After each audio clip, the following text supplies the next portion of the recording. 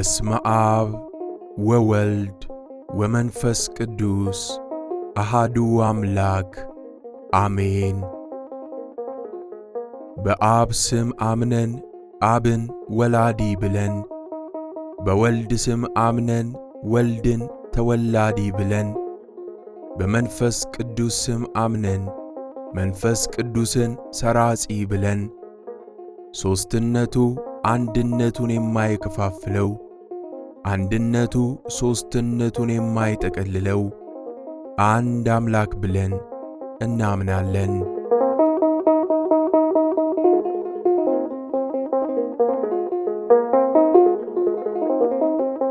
በግንቦት አንድ በዚህችም ቀን አምላክን የወለደች እመቤታችን ቅድስት ድንግል ማርያም ተወለደች። እርሷም ለሰው ሁሉ ወገን ድህነት የሆነባት ናት።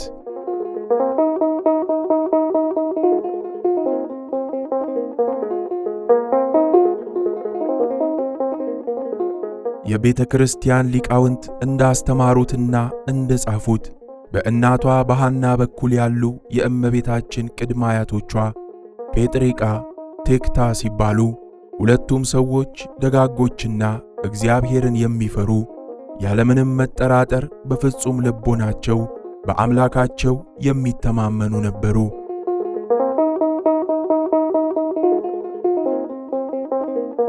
እነርሱም በጊዜው ይህ ቀራችሁ የማይባሉ ባለጠጎች ነበሩ። ከሀብታቸው ብዛት የተነሳ ወርቁንና ብሩን እንደ ዋንጫ እያሰሩ ከላሙና ከበሬው ቀንድ ይሰኩት ነበር። ይህን ያህል አቅርንተ ወርቅ አቅርንተ ብሩር እየተባለ ይቆጠር ነበር። የዕንቁ ጽዋ እንኳን 70-80 ያህል ነበራቸው።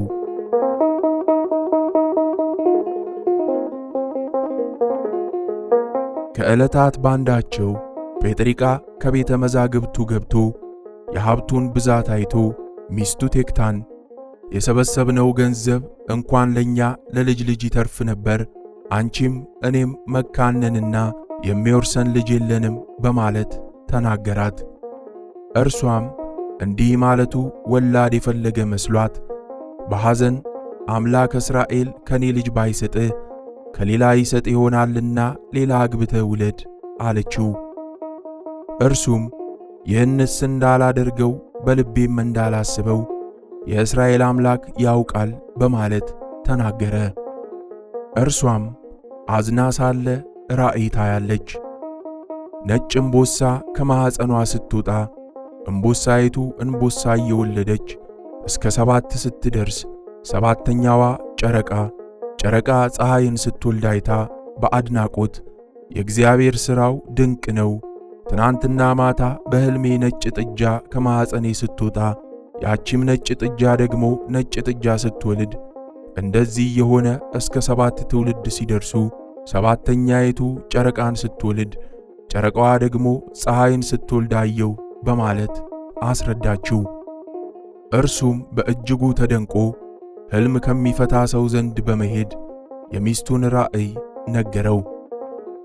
ያም ሕልም ተርጓሚ ሚስጥር ተገልጾለት 7 እንስት ጥጆች መውለዳችሁ 7 ሴቶች ልጆች ይወለዳሉ፣ ነጭ መሆናቸው ደጋግ ልጆች መሆናቸው ሲሆን ሰባተኛይቱ ጨረቃን መውለዷ ከሰው የበለጠች ከመላእክት የከበረች ናት፣ የፀሐይ ነገር ግን አልተገለጸልኝም በማለት ተረጎመለት።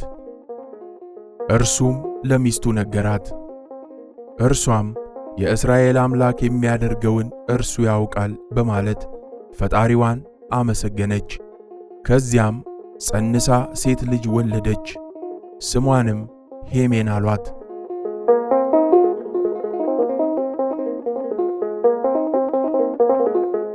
ሄሜን ዴርዴን ወለደች። ዴርዴም ቶናም ሲካርን ወለደች። ሲካርም ሴትናም ሄርሜላን ወለደች። ሄርሜላም የተከበረችና የተመረጠች ዓለሙን ሁሉ ለፈጠረ ጌታ አያት ለመሆን የበቃች ሐናን ወልዳለች።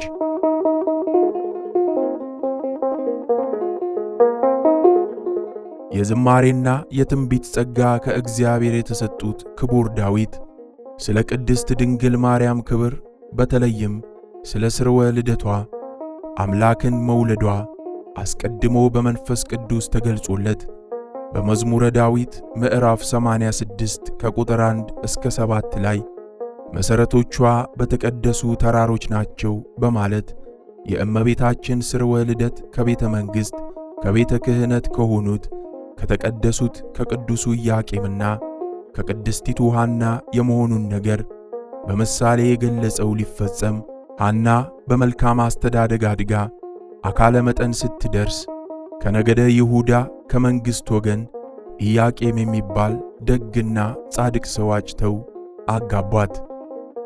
ይህንኑ የስርወ ልደቷን ነገር በመቅድመ ተአምር ላይ ኢትዮጵያውያን የቤተ ክርስቲያን ሊቃውንት የእመቤታችን ማርያም ትውልዷ በአባቷ በኩል ከንጉሡ ከዳዊት ወገን ነው፣ በእናቷም በኩል ከካህኑ ከአሮን ወገን ነው።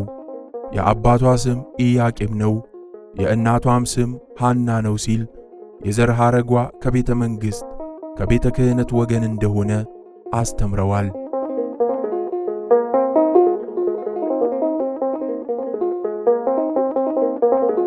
ዳዊት ብቻ ሳይሆን ቁጥሩ ከአበይት ነቢያት መካከል የሆነው ነቢዩ ኢሳይያስ ጥበብን በሚገልጽ ትንቢትን በሚያናግር በመንፈስ ቅዱስ እየተመራ ቅድስት ድንግል ማርያም ከነገደ እሴይ ወገን የምትወለድ ስለመሆኗና ከእርሷም ጽጌ ወይንም አበባ የተባለ አካላዊ ቃል ክርስቶስ እንደሚወለድ ተገልጾለት በምዕራፍ 11 ቁጥር 1 ላይ ከእሴይ ስር በትር ትወጣለች አበባም ከእርሷ ይወጣል በማለት አስደናቂ ትንቢት ተናግሮ ነበር።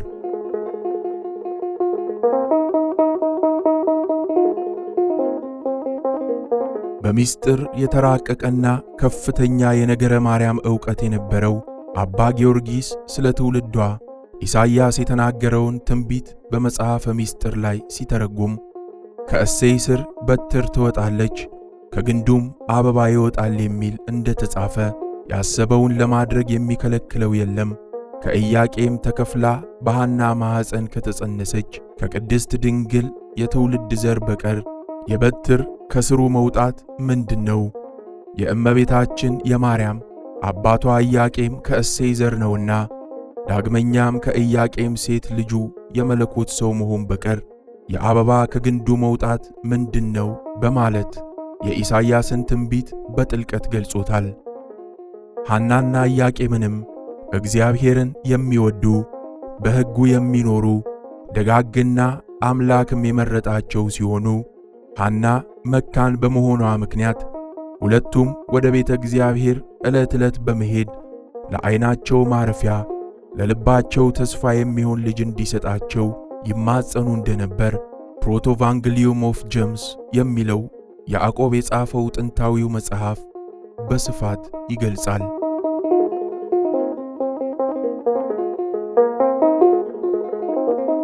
ከዕለታት በአንድ ዕለት ሲያዝኑ ሲጸልዩ ውለው ሲመለሱ እርግቦች ከልጆቻቸው ጋር ደስ ብሏቸው ሲጫወቱ አይተው ሐና አቤቱ ጌታዬ ግዕዛን ለሌላት እንስሳ ልጅ የሰጠህ አምላክ ምነው ለኔ ልጅ ነሳኸኝ ብላ ምርር ብላ አለቀሰች። ወዲያውኑ ሱባኤ ይገባሉ። ኢያቄም በረሃ ሄዶ ወድቋል። ሐና ደግሞ ከቤቷ ዙሪያ ካለ ከተክል ቦታ ሱባኤ ያዘች። ሁለቱም ራእይ አይተው ተነጋግረዋል። ሰባቱ ሰማያት እንደ መጋረጃ ተገልጠው ከላይኛው ሰማይ ነጭ ወፍ ወርዶ በራሴ ላይ ሲቀመጥ አየው ብሎ የተገለጸለትን ለሐና ነግሯታል። ይኸውም የራእዩ ምስጢር ወፍ የተባለው አካላዊ ቃል ክርስቶስ ሲሆን ነጭነቱ ንጽሐ ባሕሪው ነው። ከላይ ወርዶ በራሴ ላይ ሲቀመጥ አየው ማለቱ የኢያቄምን ባሕሪ እንደሚያደርግ ሲያጠይቅ ሲሆን ሰባቱ ሰማያት የተባሉት የጌታችን ምልአቱ፣ ስፋቱ፣ ርቀቱ፣ ልዕልናው እብዩ ናቸው።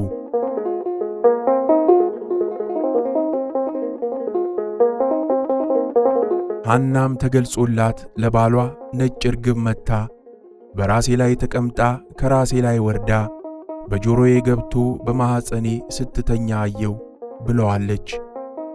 ይህ የራእይ ምስጢር እርግብ የተባለች እመቤታችን ቅድስት ድንግል ማርያም ስትሆን ነጭነቷ፣ ንጽሕናዋ፣ ቅድስናዋ፣ ዘላለማዊ ድንግልናዋ ነው። ነጭ እርግብ መጥታ በራሴ ላይ ተቀምጣ ከራሴ ላይ ወርዳ በጆሮዬ ገብታ በማኅፀኔ ስትተኛ አየሁ ማለቷ ብስራተ ገብርኤልን በጆሮዋ ሰምታ በግብረ መንፈስ ቅዱስ አምላክን የምትጸንሰው ንጽሕት እርግብ የተባለችውን እመቤታችንን የምትወልድ መሆኗን ሲያጠይቅ ነው። ከነሱም አስቀድሞ የሳሙኤል እናት ሐና በቤተ መቅደስ ሆና አቤቱ የሰራዊት ጌታ ሆይ የባሪያህን መዋረድ ተመልክተ ብታስበኝ እኔንም ባትረሳ ለባሪያህም ወንድ ልጅ ብትሰጥ ዕድሜውን ሁሉ ለእግዚአብሔር እሰጠዋለሁ፣ ምላጭም በራሱ ላይ አይደርስም ብላ ስዕለትን እንደተሳለች ሁሉ አንደኛ ሳሙኤል ምዕራፍ 1 ቁጥር 11 ኢያቄምና ሐናም ይህንን ራእይ ሐምሌ 30 ካዩ በኋላ ወንድ ልጅ ብንወልድ ወጥቶ ወርዶ ይርዳን አንልም፣ ለቤተ እግዚአብሔር አገልጋይ ይሆናል፣ ሴትም ብንወልድ ለቤተ እግዚአብሔር መጋረጃ ፈትላ ትኑር ብለው ስዕለት ከተሳሉ በኋላ ራእይ አየን ብለው ዕለቱን አልተገናኙም። አዳምና ሔዋንን ብዙ ተባዙ ምድርንም ሙሏት ብሎ የተናገረው አምላክ ለእኛም ይግለጽልን ብለው ዕለቱን አልጋ ምንጣፍ ለይተው እስከ 7 ቀን ድረስ ለየብቻቸው ሰነበቱ።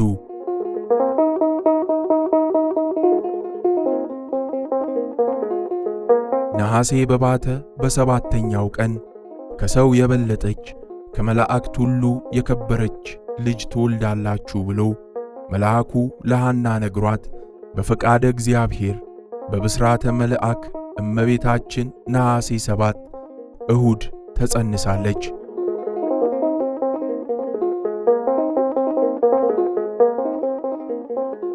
ከሊቃውንት መካከል አባ ጽጌ ድንግልና አባ ገብረ ማርያም ዘደብረሃንታ በመኃልየ ጽጌ መጽሐፋቸው ላይ ሐና አንቺን የጸነሰችባት የደስታ ቀን ምን ያህል የተባረከች የተቀደሰች ናት፣ ሟች ኢያቄምም ለሕይወት አንቺን ያፈራባት ቀን ምን ያህል የተባረከች የተቀደሰች ናት።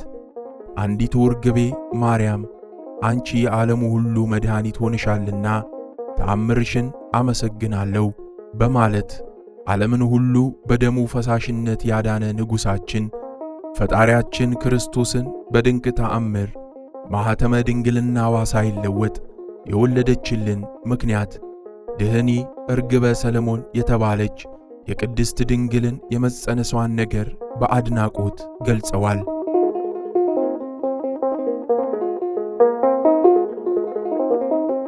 ታላቁ ሊቅ በተለይም 5 የሚሆኑ የነገረ ማርያም መጽሐፍትን የጻፈው አባ ጊዮርጊስ ዘጋስጫ በአርጋኖን መጽሐፉ ላይ የዜና ጽንሰቷን ነገር ሲገልጽ አሁንም የእግዚአብሔር የጸጋ ልጆችና የቅድስት ቤተ ክርስቲያን ማኅበሮች ሆይ ይህችን የተባረከችና የተመረጠች ሙሽራ የወለዱልንን ኢያቄምንና ሐናን እናመስግናቸው። የማትነቀፍ የእስራኤል ድንግልን የተባረከችዋን ፍሬ ያፈራችበትን ንጽሕት የምትሆን የሩካቤያቸው ዕለት እንደምን ያለች ዕለት ናት! ከይሁዳ ወገን ለሆነችው ንጽሕት ርግብ መጸነስ በእግዚአብሔር ፈቃድ የተደረገ የጾታዊ ተዋህዷቸው ቀን ይህቺ እንዴት ያለች የተመረጠች ቀን ናት! ለንጉሥ ማደሪያ አዳራሽ መመስረት የተደረገባት የደስታ ቀን እንዴት ያላት ቀን ናት በማለት አመስግኗታል።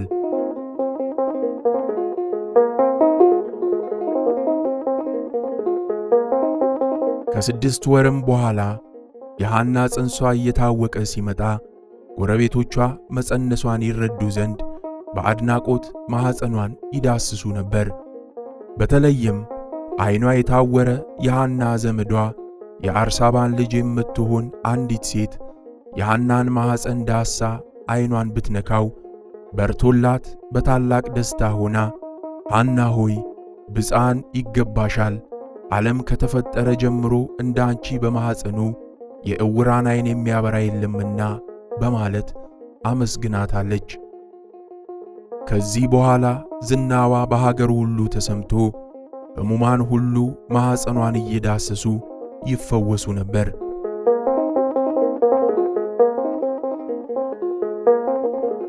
በ150 መዝሙረ ዳዊት ልክ 150 ክፍል ያለው የእመቤታችንን ምስጋና የጻፉት አባ ጽጌ ድንግልና አባ ገብረ ማርያም ዘደብረ ሐንታ በማኅሌተ ጽጌ መጽሐፋቸው ላይ ይህንን ሲገልጹ ሳር የሆንኩ እኔ የኪሩቤልን አንደበት ገንዘብ አድርጌ ተአምርሽን በመንገር በማስተማር ባልፈጽምም፣ ነገር ግን ማርያም የተሸከመችሽን ማኅፀን አመሰግናለሁ። መድኃኒት አንቺን ጸንሳ ሳለች እርሷን የዳሰሷትን ድውያንን ሁሉ ትፈውስ ነበር በማለት እመ መድኃኔ ዓለም ገና ሳትወለድ የተሠራውን ድንቅ ተአምር አመስግነዋል። በእጅጉ የሚደንቀው ደግሞ ሳሚናስ የሚባል የጦሊቅ ልጅ ከኤዶቅ ካጎቱ ቤት ሄዶ ሞተ። ሐናም በሀገራቸው ልማድ የአልጋውን ሸንኮር ይዛ እየዞረች ስታለቅስ ጥላዋ ቢያርፍበት መግነዝ ፍቱልኝ ሳይል ፈጥኖ ተነስቶ ሰማይና ምድርን ለፈጠረው አምላክ አያቱን የተባልሽ ሐና ሰላም ላንቺ ይሁን አላት። ከዚያም የነበሩ አይሁድም በመደናገጥ ሳሚናስ ምን አየህ? ምን ትላለህ? አሉት። እርሱም ከዚች ከሐና ማኅፀን የምትወለደው ሕፃን ሰማይ ምድርን የፈጠረ አምላክን ትወልዳለች እያሉ መላእክት ሁሉ ሲያመሰግኗት ሰማኋቸው። እኔንም ያነሳችኝ እርሷ ናት አላቸው። እነርሱም ይህን በሰሙ ጊዜ እግዚአብሔርን ከማመስገን ይልቅ በቅናትና በክፋት ተሞልተው ሐና በማኅፀን ሳለ ከዳነች በእኛ ላይ ልትሰለጥን አይደል? ሳትወልድ አስቀድመን ሐናና ኢያቄምን በድንጋይ ወግረን እንግደላቸው ብለው ተነሱባቸው። ያን ጊዜ ታላቁ መልአክ ቅዱስ ገብርኤል ለኢያቄም ተገልጾ ሐናን ሊባኖስ ወደሚባል ተራራ እንዲወስዳት ነገረው።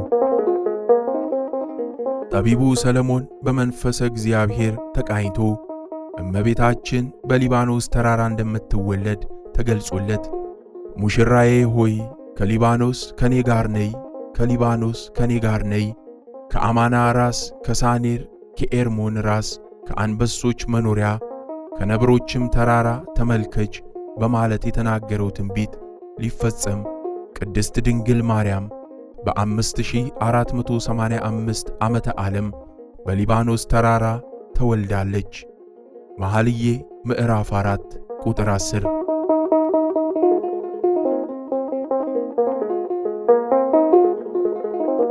ኢትዮጵያዊ ቄርሎስ የተባለው የነገረ ማርያም ሊቅ አባ ጊዮርጊስ ዘጋስጫ እመቤታችን በሊባኖስ እንደምትወለድ አስቀድሞ ሰለሞን የተናገረው ቃል መፈጸሙን ሲገልጽ ዳግመኛም የአንበሶች ልጅ ነሽ እልሻለሁ፣ የልደትሽ ዜና እንደ አንበሳ ጩኸት እንደ ሴት አንበሳ ድምፅ ነውና ይሁዳን አባቱ ያዕቆብ የአንበሳ ግልገል ብሎታልና በፍጥረት ምዕራፍ 49 ቁጥር 9።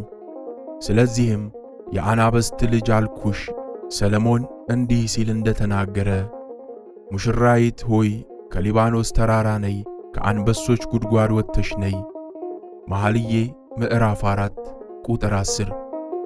ከምርጥ ነገድነት የተነሳ ከሚመካ ወገን የመወለድሽ ዜና እጅግ ግሩም ነው በማለት አመስጥሮታል።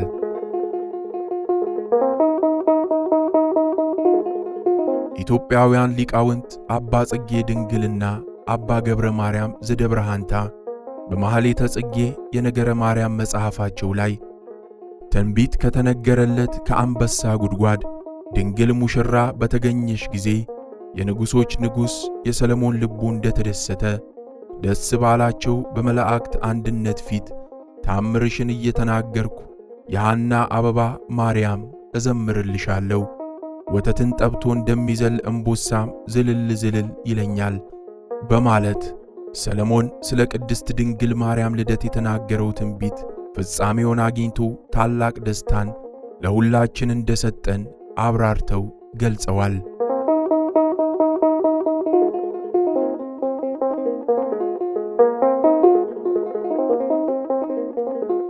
ይህ የእመቤታችን ልደት ለሰማያውያን መላእክትና ለደቂቀ አዳም ደስታ ሲሆን አካላዊ ቃል ክርስቶስ ከእርሷ ተወልዶ ዲያብሎስ 5500 ዘመን በሲኦል ያኖራቸውን ነፍሳት ወደ ገነት የሚያስገባቸው ነውና ሰይጣን በተቃራኒው ልደቷ እንዳላስደሰተው ሲገልጹ በለሶች ማለትም ኢያቄምና ሐና ቡቃያ አንቺን ባስገኙሽ ጊዜ ምድር ደስ አላት፣ ሰማይም ደስ አለው። ምሳሌ የሌለሽ የድህነት ምልክት ማርያም መልአከ ሞት እስከ ፈራና ሰይጣንም እስከ ደነገጠ ድረስ የመወለድሽ ዜና እስከ ሲኦል ድረስ ተሰማ በማለት አስተምረዋል። ጠቢቡ ሰለሞን አስቀድሞ በመንፈሰ እግዚአብሔር ተቃኝቶ በመኃልዩ ላይ ይህቺ እንደ ማለዳ ብርሃን የምትጎበኝ እንደ ጨረቃ የተዋበች እንደ ፀሐይም የጠራች ዓላማ ይዞ እንደ ተሰለፈ ሰራዊት የምታስፈራ ማናት በማለት እንደ ፀሐይ የሞቀ እንደ ጨረቃ የደመቀ ንጽሕናዋና ቅድስናዋ የመልኳ ደም ግባት በነቢያት ትንቢት አስቀድሞ የተጎበኘላት የእውነት ፀሐይ የክርስቶስ እናት የቅድስት ድንግል ማርያምን ክብርና ደም ግባቷን እንደ ተናገረ በሊባኖስ ተራራ በግንቦት 1 በተወለደች ጊዜ ፊቷ እንደ ፀሐይ ያበራ ነበር፣ መዓዛዋም ከሽቱ ሁሉ ይበልጥ ነበር። የመዓዛዋን ድንቅነት ይኸው አባት ሰለሞን መንፈስ ቅዱስ ገልጾለት ይህንንም በተለያዩ ድንቅ መዓዛ ባላቸው ሽቶዎች መስሎ ሲናገር ቡቃያሽ ሮማንና የተመረጠ ፍሬ ቆ ከናርዶስ ጋር ያለበት ገነት ነው። ናርዶስ ከቀጋ ጋር፣ የሽቱ ሳርና ቀረፋ ከልዩ ልዩ ዕጣን ጋር፣ ከርቤና እሬት ከክቡር ሽቶ ሁሉ ጋር አንቺ የገነት ምንጭ የሕይወት ውሃ ጉድጓድ ከሊባኖስም ከሚፈስ ወንዝ ነሽ በማለት የሕይወት ውሃ የክርስቶስ እናቱ በሊባኖስ የተወለደችው የቅድስት ድንግል ማርያምን ልዩና ድንቅ መዓዛ ተናግሯል። ኢትዮጵያዊው ሊቅ ቅዱስ ያሬድም የመዓዛዋን አስደናቂነት በሰለሞን ቃል በአንቀጸ ብርሃን መጽሐፉ ላይ ሲገልጸው አባትሽ ሰለሞን የአፍንጫሽ መዓዛ እንደ ነጭ ዕጣን መዓዛ ነው ብሎ ትንቢት ተናገረ። እቴ ሙሽራዬ ሆይ የታጠርሽ ተክል ነሽ፣ መንገድሽም የታጠረች ተክል የታተመች ጉድጓድ ናት። ከሽቱ ቅመም ጋር ሽቱ አለሽ፣ ቆ የሚባል ሽቱ ናርዶስ ከሚባል ሽቱ ጋር አለሽ። ናርዶስ የሚባል ሽቱ መጽሪ ከሚባል ሽቱ ጋር አለሽ። ቀጺመታት ቀናንሞስ የሚባሉ ሽቶች ከደጋ ሽቶች ጋር አሉሽ። ከሽቶች ሁሉ የሚበልጡ ከርቤና አልው የሚባሉ ሽቶች ከእነዚህ ሁሉ ሽቶች ጋር አሉሽ። የገነት ፈሳሽ ሆይ ከደጋ የሚፈስ የሕይወት ጉድጓድ ነሽ በማለት የመዓዛዋን ነገር አድንቋል።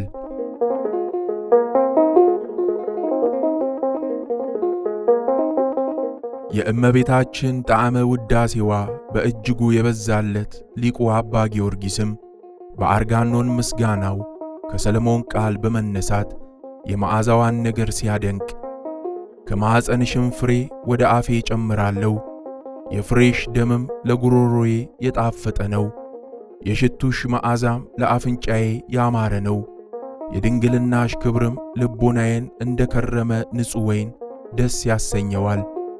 ስለ አንቺ ያለኝ ደስታ ምን ያህል ነው! አነጋገርሽ ያማረ ነው፣ ቃልሽም የጣፈጠ ነው፣ ከንፈሮችሽም የደስታ ምንጭ ናቸው፣ አንደበትሽም የምስጋና መፍለቂያ ነው።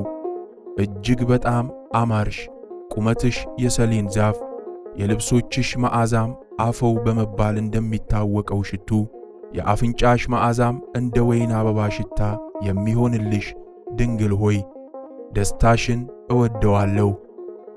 መኃልየ ምዕራፍ 7 ቁጥር 8 የአፍሽም አከፋፈት እንደ ቀናንሞስ አበባ የጣፈጠ ነው ከሊባኖስ እንጨቶች ሁሉ ጋር በማለት እንደ ሰለሞን እርሱም የፈጣሪውን እናት አመስግኗል።